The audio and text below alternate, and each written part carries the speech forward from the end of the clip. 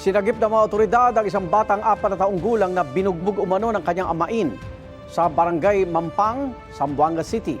Ayon sa pulisya, stable na ang lagay ng bata sa ospital. Dagdag ng lola ng bata, wala na sa intensive care unit ang kanyang apo at nakakain na rin daw ng maayos. Kwento ng ina ng bata sa pulisya, April 2 nang simulan silang saktan ng kanyang kinakasama. Sabi ng barangay tanod, dumugo ang tenga ng nanay ng bata dahil sa panununtok.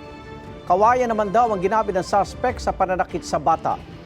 Nagbigay ng tulong ang City Social Welfare and Development Office sa pamilya ng biktima, kabilang ang Psychosocial Services. Naaresto kalaunan ng suspect na maharap sa patong-patong na reklamo, kabilang ang paglabag sa Anti-Child Abuse Law. Sinusubukan pa siyang kunan ng pahayag. Nag-urge lang daw yung katawan niya na manakit daw doon sa bata. Kagustuhan niya lang sir, nasaktan yung bata.